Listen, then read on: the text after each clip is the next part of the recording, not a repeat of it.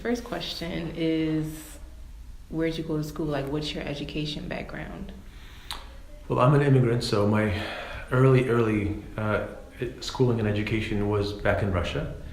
I went to elementary and primary school. Then at 13, 14, my parents moved to the United States in the 90s, so I went directly into junior high in inner city New York City, and high school also New York City.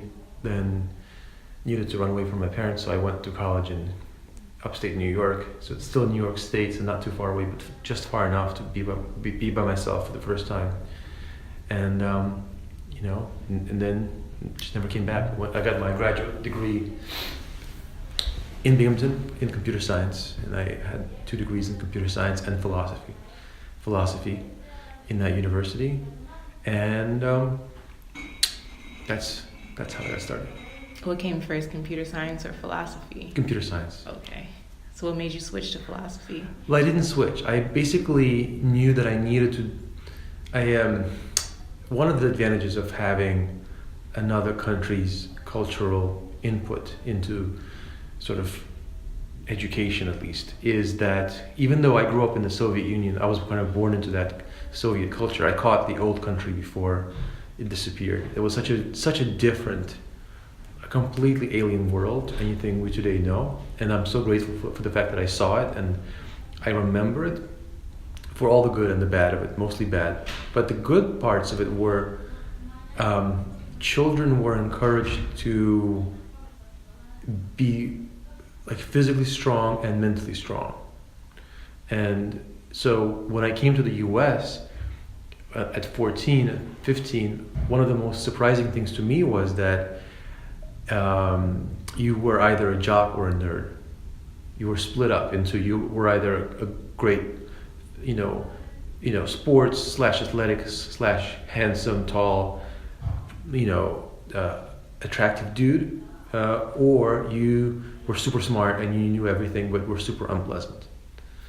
And I was like, well, why is that how it has to be? So I've always tried to be a kind of a jock nerd type in my life. I wanted to be super, as much understanding about the world as I could, and also try to be developed physically and play sports. And so when I got into computer science, that was purely all mental and all that. But I, back in that mold of thinking, I knew that I was only getting half what really matters in life. And so I needed to get the other half. I didn't want to just have one part of my brain activated and be a drone programmer my whole life. I needed to have the full brain activated and use the other way of thinking that I would never deploy as a programmer. So I ended up taking philosophy classes, and I ended up just having them, first of all, as gen ed classes, and then more and more just for myself.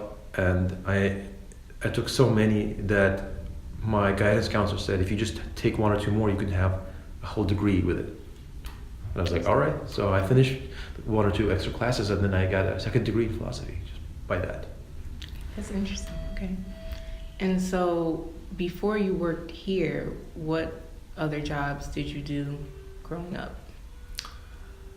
I mean, I had a lot of small odd jobs, obviously, growing up. The big thing was when I graduated with my master's degree, I went directly into sort of trying to deploy the skills and the computer science learning that I'm now supposed to make practical. So I ended up working as a programmer, and then I became a project manager at the biggest cable provider in New York City called Cablevision. And they had the old set-top boxes, the cable boxes, which they still do. Back in 2008, 2007, that was still a viable technology. Although even then it was seen as out of losing its meaning very, very quickly. But I led a team, and I was a project manager, and I led a team of about 30 programmers and developers building programs for that cable box. Mm-hmm. Yeah. Okay. So how did you go from working there to now working at Media Day? Or starting Media Day? Well, what happened was my wife got a job in Philadelphia.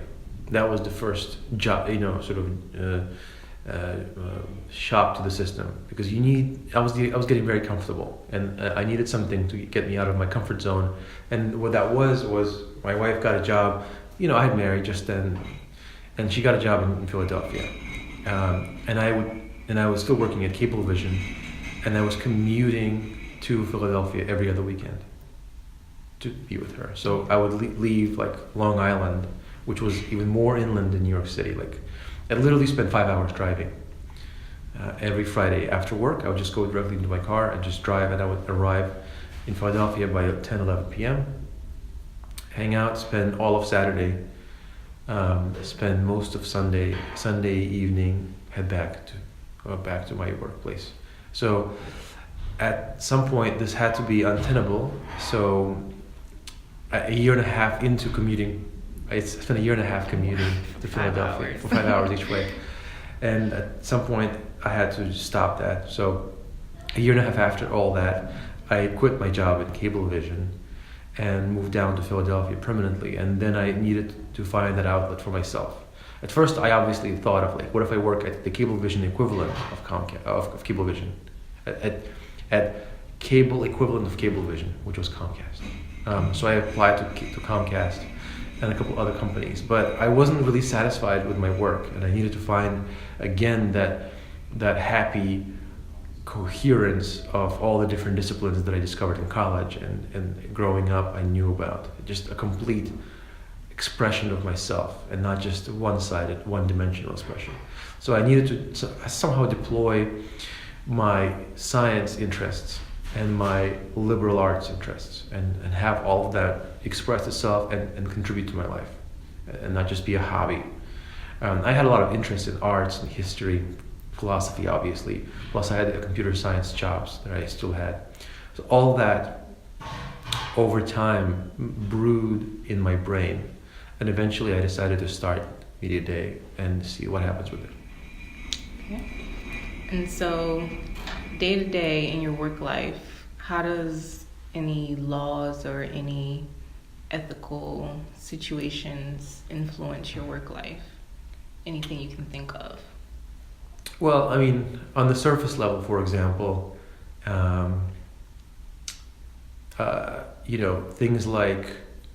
things like payroll, or things that I owe, or the company owes to the government, are always, collected by the government, because the government wants to take its pot of gold every time. And we're still small enough that if we wanted to, we could hide in sort of our smallness and not pay the money. So, I made a decision that we were going to play by the rules, and we were going to be sort of by the book and sort of in the open. And that's costing more money than if we were to like hide in the shop. And I know there are small shops and businesses, especially if you're immigrant, oriented. There are lots of people that play on that smallness to get even more money out of their work. But I knew that I wasn't going to be small forever. I was rapidly going to be not small, and if I didn't, stand on the right platform and foundation early on, I was going to be, even if I later decided to go clean, I still wouldn't know, and I wouldn't be ready, and it wouldn't be right. So from the early moment, I decided to play clean and always be, taxes and payroll and state and local and Medicare, Medicaid. And obviously that's costing a boatload of money, but it's also providing me with a clean conscience and a very strong economic and legal foundation for understanding how business works and how the legal structure works. And when I hit the big leagues, God willing, it's not going to be a shock to my system, to our system when we get there, because we would have known all the lessons from now when we were small. Okay. And do you have any experiences with failure abiding to any laws or any ethical situations or any rules, codes? I mean, I guess in the growing pains, if we're specifically exclusively talking about like laws and sort of as it applies to business, because there's a difference between the moral law and like the legal structures. Mm-hmm. And if you're asking about the legal structures and not like either or, whichever. well, it's a huge difference. That's why I wanted to make sure you knew what you were asking, because there's a huge mm-hmm. difference. And just to focus on the legal structures for a second, in the growing pains of learning to abide by the legal structures and learning all the fees and the taxes and all that, obviously it's so much. A lot of it is not conducive to a small business, and it's very clunky and very cumbersome. And like we would miss things, we would like miss payments, and then we would get fined, small or not so small amounts, and we would pay the fines and learn and not repeat those mistakes. So small things here and there, which we always made sure we paid up for. So that was, a growing pain that it's important that we made sure that those mistakes would happen now, so that we know what not to do when we have a lot of money at stake. Okay. Can you think of any ethical situations? Should I revisit the other question as well from that perspective? Mm-hmm. What was the first question of the two? It was, how does the ethics influence your work life? I mean, that's a huge question, because if we're not talking about the legal structures, but like the ethics is like the most important piece of how the business is structured. And nobody can police it. There are no laws that can enforce it. And so many business people don't enforce and they even believe those things, as long as they pay the fees and the fines of the structures. But I, again, basically from day one, I made an early decision that ethics was going to be at the cornerstone of what Media Dei is, what I am, how I approach the process and the people and the product and every little piece of it. So, for example, there are many times when I would do a project for free for clients, or I would not fire somebody of our employees when they made a colossal mistake, or they let me down, or they, I'm always extra indulgent and extra patient, overly so, with like employees and any personnel that works with me and works with us. And it's not only because I have such a big heart and I have unlimited pockets of money to waste on people making mistakes, but it's interesting because those ethical commitments are actually more successful for the business.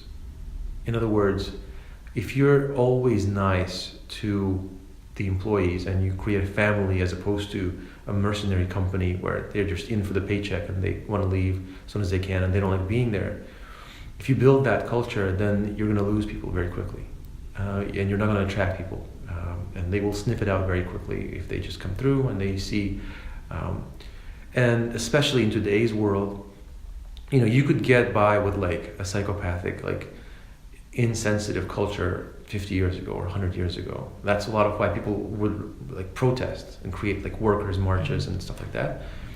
And now 100 years later, it would not be acceptable for most people. And so it's even more advantageous economically and business-wise to be like ethical. It's actually a very smart business strategy to be as ethical as possible on the employee personnel level.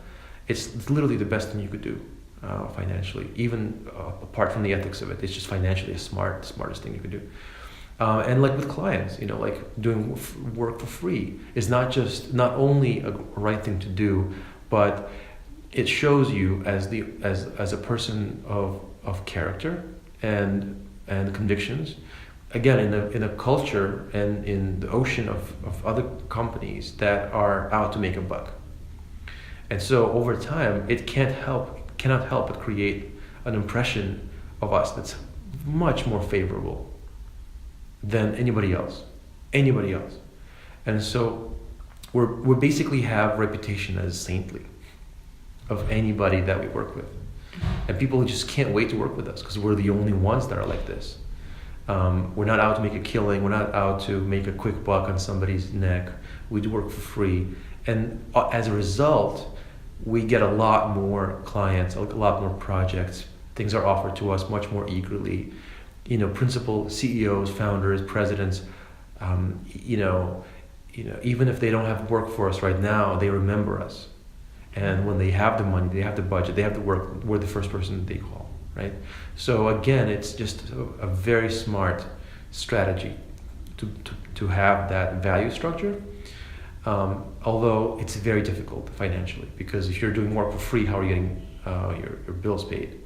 Or with employees, it's very hard financially if you're employing people after they've shown catastrophic failures, or they have not produced any work but you're still paying them salary. You're the one footing that bill in the hopes that they will recoup those expenses that you've incurred on their behalf later.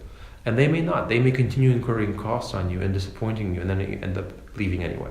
So it's a huge game of chicken, where you either see all these hopes with clients and with employees pay out, or you go bankrupt. Mm-hmm. And but because it's important to me, I'd rather play that game of roulette than have the safe and sort of mechanical model of business in which you're out to make a buck from your clients and you're out to extract value out of your employees. And it may be more tried and true, but I think it's also less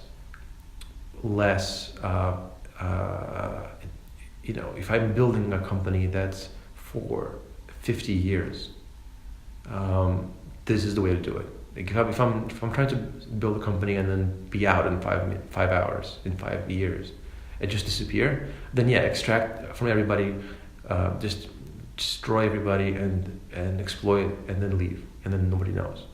But if I'm here for 50 years, if you're going to be looking at me and I'm going to be an old Yoda at 94, and I'm going to be running Media Dei, then the only way to do that is through this strategy. And even though it has risks, it's also the only viable strategy long term for a business to be ethical. Okay. It was great talking to you. Loved listening to your insights. That was very interesting. And thank you for your time. My pleasure.